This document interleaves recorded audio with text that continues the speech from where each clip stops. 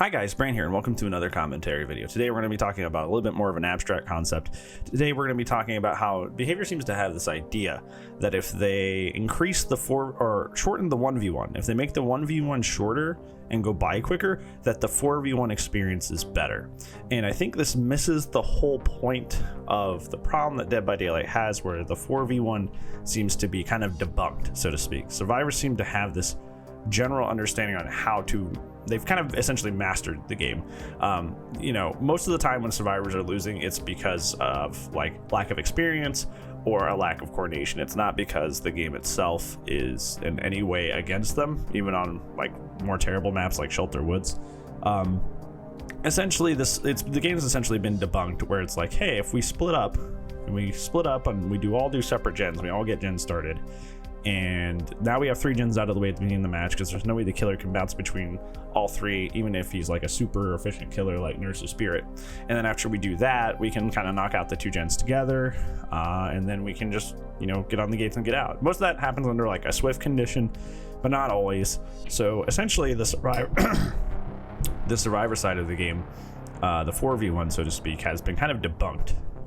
So there's not really much in the way of surprises, and there's not a lot that you can do in that scenario that a survivor squad is that coordinated and does that well. I think at a certain point behavior understood this and got this. Like they came around to the idea that for the 4v1 of this game, it's mostly been debunked, that it's pretty survivor sided, and it's hard for a killer to, unless they're playing like top 3 characters, and even then it's like hard to break up a team that is playing at full efficiency.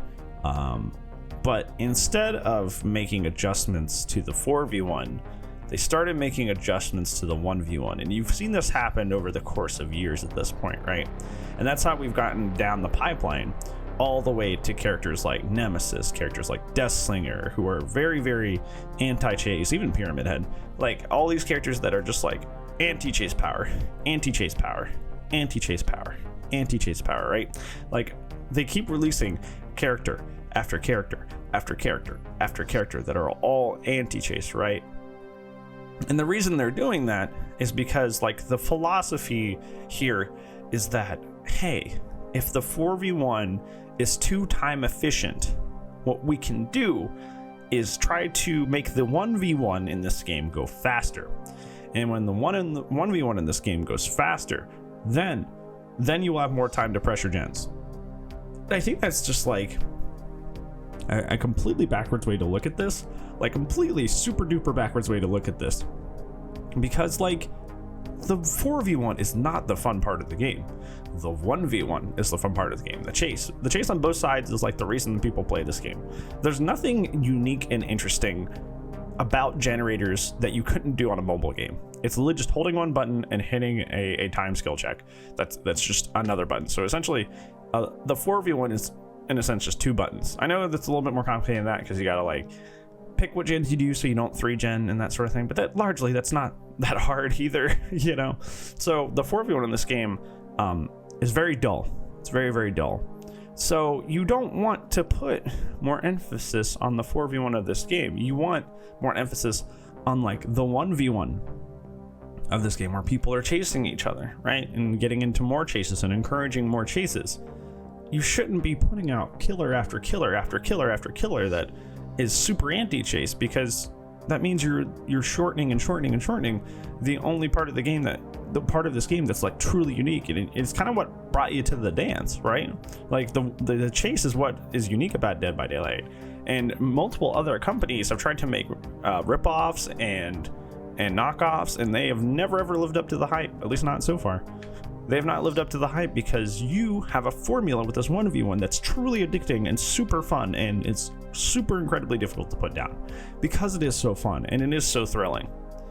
So why have you made this like concerted effort for years to keep putting out killer after killer after killer that's trying to like shorten this 1v1 situation? And if the answer is so we can save more time for the 4v1, the 4v1 isn't the fun part of the game. The 4v1 part of this game is boring. And that 4v1 aspect of this game has been boring almost since the beginning. Like there's really no extra ways there have ever been to escape. You'll sure as hell keep making killer after killer after killer after killer that's all anti-chase, right? But you've never made any new gen or 4v1 objectives. I mean, you just released boon totems, but that's a perk. There has not been new objectives with that in so long, dude. Like, you haven't made any other way to win the game. You're just saying, nope, it's just holding M1 and then hitting spacebar sometimes. That's it. That's literally it. That's all it's ever been. But you're gonna keep, you know, adjusting the 1v1 situation like all the time, making chases longer, shorter, blah blah blah. Like you're always adjusting the chase somehow, but you're never ever adjusting the 4v1, like ever. And it's just like, it creates this feeling of misery in the game. It really does. Like you feel miserable and you feel bummed because you want to do the fun thing. You really want to go do the fun thing, which is the chase. You want to go do that because that is the unique thing. That's the fun game. But it's like a chore. Like you have to, like, you're like, man, I would really want to go outside, but Dad said I had to take out the trash, you know? Like, that's how it feels. Like, I really want to go chase this guy. This guy's looping me pretty well, and that's pretty cool. And if I go chase him, I get better at the game because he knows how to play this game better than I do from the survivor side. So I want to learn from him so I can be better as killer and chase and pick up some tips on how, you know, I should act in a chase as survivor. But like, that's, you can't do that really. Like if you're a good killer, you're so encouraged that if a survivor goes to like a strong loop, or they've been looping you too long, to leave that chase. And it hurts everybody as a result because the 4v1 has so much emphasis in this game despite being so boring that literally you're leaving chases. You're leaving the fun part of the game to go do the boring part of the game because that's what's been encouraged, because they, instead of adjusting the 4v1, they just want to make you do, like, give you killers that are more oppressive in the 1v1, or just force you to leave chases, to force you to stop playing the 1v1 in order to go play the 4v1. And I think for the health of this game, that's got to stop at some point. Like, you guys really need to like really take a hard look at the 4v1 in this game, because at most it's just nothing. Like, there's nothing fun about just holding M1 and pressing spacebar, and it's getting less and less fun on the killer side of things, just because like you keep releasing killer after killer after killer after killer, and they're all like anti-chase.